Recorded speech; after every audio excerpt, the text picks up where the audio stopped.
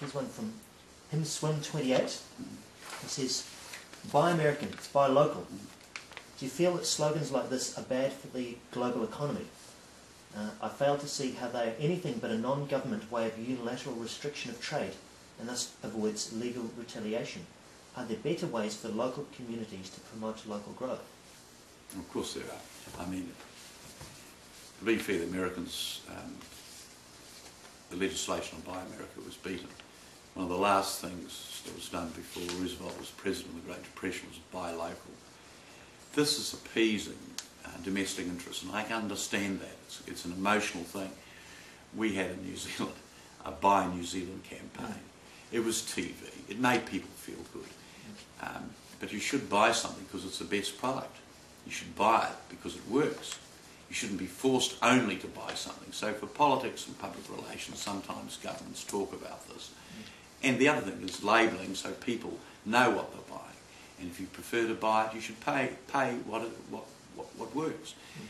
In a strange way, forcing people to buy locally is very bad economics, because if they only have that choice, that means products don't improve, quality goes down the toilet, you don't have competition and choice between products.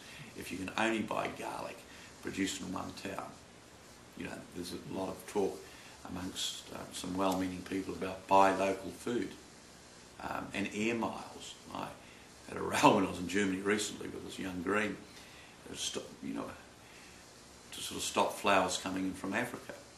Well, okay, if the issue is energy use, you'd find that the African flowers from Kenya use less energy than the flowers produced in Europe, because they have energy subsidies, fertiliser subsidies, which are unhealthy and pervert the market.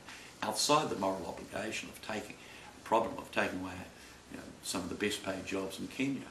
So competition that is unsubsidised and free is about efficiency. It's about who can do it for the best price.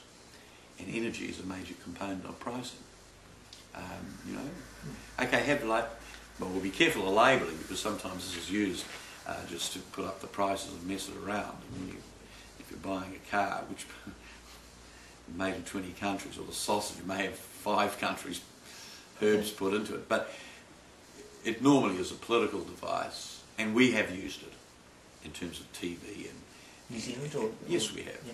In fact, I did one 20 years ago with the trade unions, who were a bit upset that we'd taken away some of their protection, product placement. People should, if they want to buy, they should choose to buy.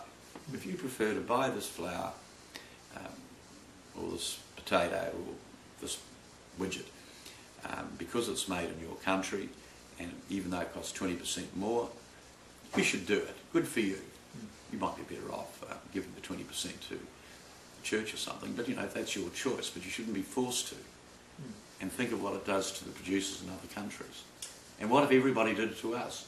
What if they said, okay, you can only buy cheese in France, made in France? Well, actually, this has been a problem in the past.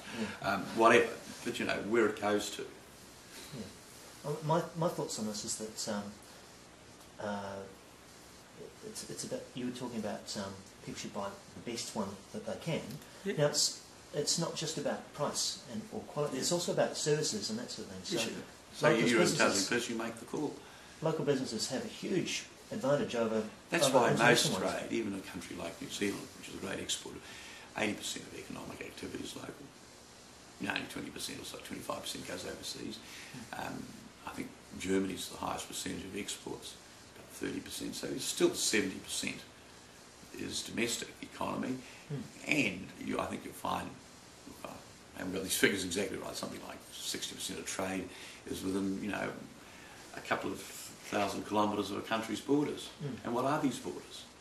That sort of maps a line. And if you have to buy local, which some of these European Greens are talking about, it means if I live in Naples, I've got to buy from Sicily, but I can't buy from France, which is closer. You know, these are glib, car sticker slogans, which are enormously attractive and very hard to argue against in 30 seconds.